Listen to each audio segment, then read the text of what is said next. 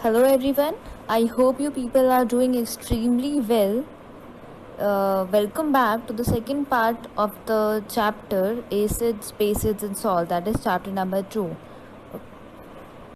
In the first part of the chapter, that is in the previous video, we discussed about the introductory part of the chapter, indicators, acids and chemical properties of acids. Fine. In this video, we will be discussing about the hydrogen ion concentration in both the acids and bases, what is pH scale, importance of pH in daily life and pH of salts. So what do all the acids and all the bases have in common? One point to pay attention, हम यहाँ ये नहीं बोल रहे हैं कि acids और bases के बीच में क्या common है. पॉइंट इज़ दैट कि ऐसी क्या कॉमन चीज़ें जो सारे एसिड्स के बीच में कॉमन है और एक ऐसा पॉइंट जो सारे बेसिस के बीच में कॉमन है. Let's see. Common in acids give hydrogen gas when they react with metal. This shows that all the acids contain hydrogen. जब भी कोई एसिड किसी मेटल के साथ रिएक्ट करता है तो वो हाइड्रोजन गैस लिबरेट करता है. इसका मतलब है कि सारे एसिड्स में हाइड्रोजन गैस प्रेजेंट होता है. For example hydrochloric acid, sulphuric acid, nitric acid. Okay, अगर हम इनके फॉर्मूलाज देखें तो हाइड्रोक्लोरिक एसिड का formula HCl, sulphuric acid H2SO4 and nitric acid HNO3. इन तीनों में ही H प्रेजेंट है and H represents hydrogen. Point number 2, when an acid is dissolved in water, it dissociates hydrogen. The dissociation of hydrogen ion in aqueous solution is the common property in all the acids. जब भी हम किसी acid को water में dissolve करते हैं तो वो हाइड्रोजन गैस लिबरेट करते हैं और ये सारे एसिड्स की कॉमन प्रॉपर्टी है. Because of the dissociation of the hydrogen ion in the aqueous solution, an acid shows acidic behavior. Hydrogen ion के रिलीज या फिर डिसोसिएशन से ही कोई भी एसिड एक एसिडिक बिहेवियर शो करता है. For example hydrochloric acid gives hydrogen ion जिसको हम H+ आयन्स भी बोल सकते हैं एंड क्लोराइड आयन जिसको हम Cl- आयन्स बोल सकते हैं when it is dissolve in water. Acidic acid CH3COOH gives acetate ion and hydrogen ion as well. So what are strong acids. हम ये कैसे बताते हैं कि एसिड ज़्यादा पावरफुल है या फिर कम पावरफुल है. See, an acid which is completely ionised in water and produces H+ ion is called strong acid. For example hydrochloric acid, sulphuric acid and nitric acid. कोई भी एसिड जो वाटर में पूरी तरीके से डिजॉल्व होके आयनाइज हो जाता है means which is able to conduct electricity, that is known as strong acids. Weak acids, an acid which is partially ionized in water and thus produces a small amount of hydrogen ions is called weak acid. ऐसे acids जो water में dissolve हो तो जाते हैं but जो उनका hydrogen ion concentration होता है बहुत कम अमाउंट का होता है and they generally do not conduct electricity. For example acetic acid, carbonic acid. When a concentrated solution of acid is diluted by mixing water, then the concentration of the hydrogen ion or the hydronium ion per unit volume decreases. Okay, तो ये obvious सी बात है कि अगर हम किसी acid में water dissolve करेंगे तो हम जितना ज़्यादा वाटर डिज़ोल्व करते जाएंगे, वाटर का अमाउंट जितना बढ़ाते जाएंगे, उसमें जो हाइड्रोजन आयन की कंसनट्रेशन है वो कम होती जाएगी. Let's come to the bases. Bases are bitter in taste. They have soapy touch. They turn red litmus blue and give hydroxide ions in aqueous solution. So here is the main point. Acids hydrogen ions release करते हैं, that is H+ ions, and bases release hydroxide ions in aqueous solution means when they are dissolved in water. For example, sodium hydroxide, calcium hydroxide and potassium hydroxide. They all have OH in the last of their formula. अगर हम formula देखें तो NaOH, CaOH whole twice, KOH, and this OH is the representation of a base. Let's come to the properties of bases. Point number 1, they have bitter taste. इनका taste कड़वा होता है. Soapy to touch, बहुत hard नहीं होते हैं touch करने में. Point number 3, they turn red litmus blue in color. Point number 4, they conduct electricity in solution sometimes. Point number 5, they release OH- ions in aqueous solution. Now types of bases. Basis कितने types के होते हैं? Basis can be divided into two types, again water soluble and water insoluble.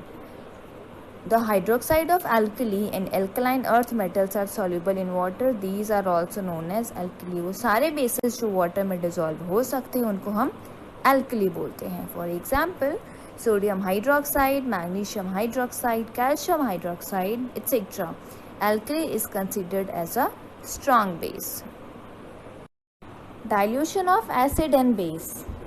अगर हम किसी acid को dilute करना चाहते हैं, एसिड्स जनरली कंसनट्रेटेड फॉर्म में होते हैं, तो हम हर बार कंसनट्रेटेड फॉर्म यूज़ नहीं कर सकते because they are very powerful and if use in laboratory they can create problems, they can create Burns.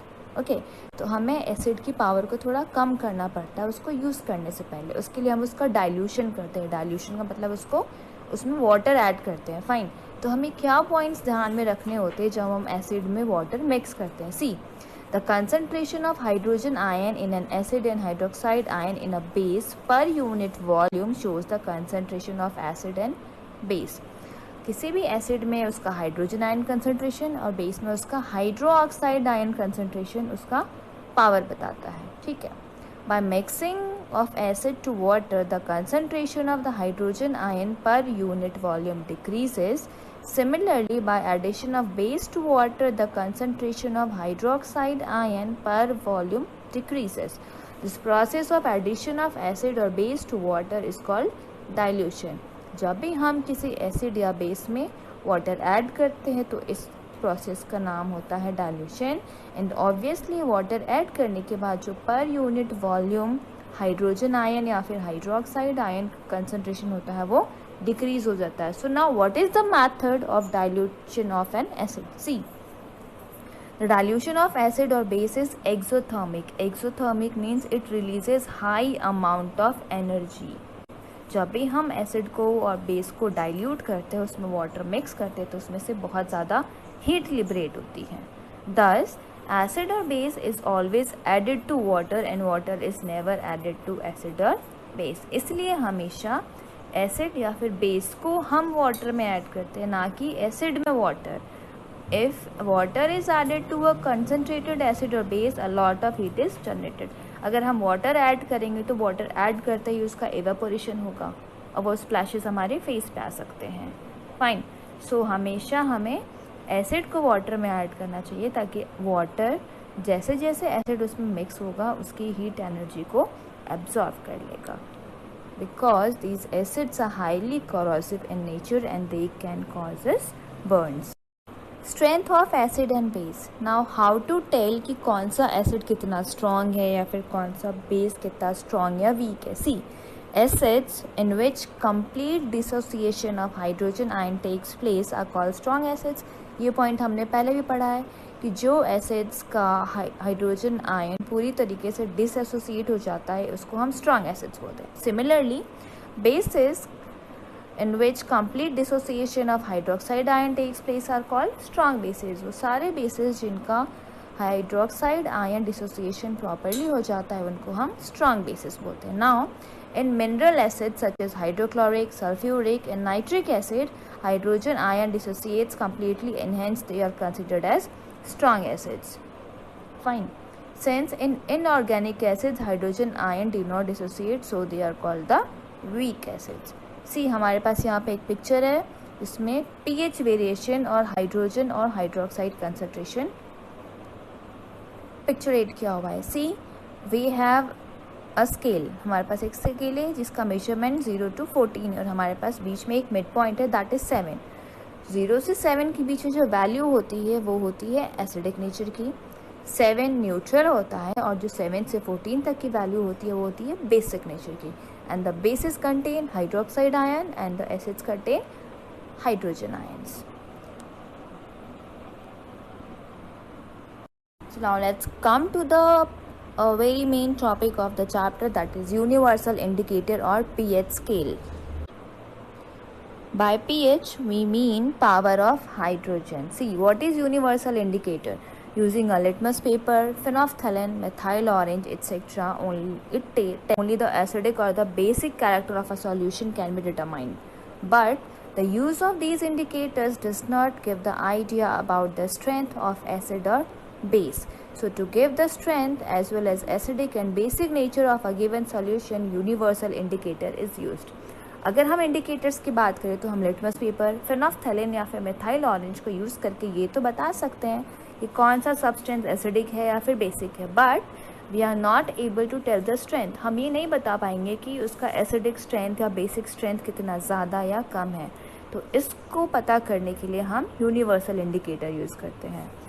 Universal indicator shows different color over the range of pH value from 1 to 14 for a given solution. Universal indicator के हमारे पास 1 to 14 के बीच में value होती है और वो values हमारे पास different colours में रिप्रेजेंट होते हैं. Okay, so universal indicator is available both in the form of strips and the solution. It is the combination of many indicators such as water, propanol, phenolphthalein, sodium salt, sodium hydroxide, methyl red, bromothymol, blue monosodium salt and thymol blue monosodium salt. The color matching chart is supplied with a universal indicator which shows the different colors for different values of the pH. pH scale basically different colored strips का एक pattern है जिसकी value 1 to 14 तक है. उससे हम colour indicator से match करके इजीली बता सकते हैं कि कौन सा सब्सटेंस एसिडिक है, बेसिक है या फिर न्यूट्रल है. See here we have a picture of pH scale. We can easily see we have numbers marked from 0 to 14. 7 is the neutral and it is the color of pure water. See the labeling below. हमारे पास 0 to 6 में acidic है and 8 to 14 में alkaline है और 7 जो हमारा neutral है. We can easily सी 0 के 6 तक में जो हमारे पास लेबलिंग है वो hydrochloric acid, stomach acid, battery acid, vinegar, orange juice, tomatoes, potatoes etcetera, ये सब का नेचर एसिडिक होता है. 7 में हमारे पास प्योर वाटर है which is very neutral. Then again alkaline from 8 to 14 we have eggs, baking soda, hand soap, milk of magnesia, ammonia, bleach and drain cleaner. So there is use of pH in the various systems in this universe. See, the very first one is pH in our digestive system. हमारे digestive system में pH क्या role play करता है? See, dilute HCl or hydrochloric acid helps in digestion of food in our stomach. Excess of acid in stomach causes acidity. Antacids like magnesium hydroxide is also known as milk of magnesia and sodium hydrogen carbonate are used to neutralize excess acid. हमारे stomach में dilute HCl होता है जो हमारे food के digestion में help करता है. कई बार एबनॉर्मलिटीज़ की वजह से एक्सेस एसिड प्रोड्यूस हो जाता है जिसकी वजह से हमें एसिडिटी या फिर बर्निंग सेंसेशन फील होने लग जाता है. इसको क्योर करने के लिए हम एसिड को क्योर करने के लिए हम बेस का यूज़ करते हैं and the base is milk of magnesia या फिर मैग्नीशियम हाइड्रोक्साइड हम उसको बोल सकते हैं. ठीक है, तो pH बैलेंस हमारे डाइजेस्टिव सिस्टम में भी बहुत कंपल्सरी है. Second one is tooth decay caused by the acids. The bacteria present in a mouth converts the sugar into acids. When the pH of acids formed in the mouth falls below 5.5, tooth decay starts. The excess acid has to be removed by cleaning the teeth with a good quality toothpaste because these kinds of toothpaste are alkaline in nature. हमारे tooth का जो pH होता है it should be 5.5. जैसे ही हम कुछ खाते हैं, शुगर खाते हैं या फिर कुछ भी खाते हैं तो हमारे माउथ में जो बैक्टीरिया प्रेजेंट होता है वो शुगर को एसिड में चेंज कर देता है और हमारे टीथ का pH 5.5 से कम हो जाता है. जैसे ही 5.5 से pH कम होगा, एसिडिटी ज़्यादा होने की वजह से टूथ का डिके स्टार्ट हो जाता है, दांत सड़ने लग जाता है. अब इसको प्रिवेंट करने के लिए, कैविटीज़ को प्रिवेंट करने के लिए, हमें क्योर करने के लिए एसिड को हमें बेस की रिक्वायरमेंट होती है. अभी जो सारे बेस होते हैं हमारे एक अच्छी क्वालिटी टूथपेस्ट में प्रेजेंट होते हैं. So again we have to maintain a proper pH in the teeth also.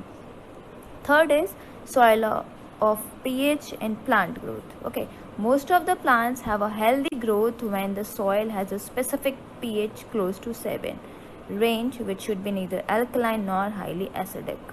Okay, जितने भी soil होते हैं उनका pH न्यूट्रल होता है. It should be 7 not more than that, not less than that, तभी किसी प्लांट की अच्छी ग्रोथ हो सकती है. So it's very mandatory in every system to maintain the pH.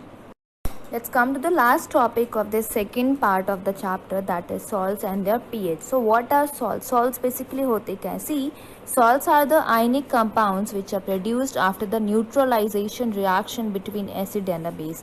जब भी किसी एसिड और बेस के बीच में रिएक्शन होता है तो जो आयनिक कंपाउंड फॉर्म होता है उसको हम सॉल्ट बोलते हैं. Salts are electrically neutral. ये इलेक्ट्रिकली न्यूट्रल होते हैं बिकॉज एसिड्स पॉजिटिव चार्ज होते हैं, बेसिस नेगेटिव चार्ज होते हैं. तो सॉल्ट प्रोड्यूस होता है वो न्यूट्रल होता है. There are number of salts but sodium chloride is the most common among them. Sodium chloride is also known as the table salt और common salt. Sodium chloride is use to enhance the taste of the food. Neutral, acid and basic salts.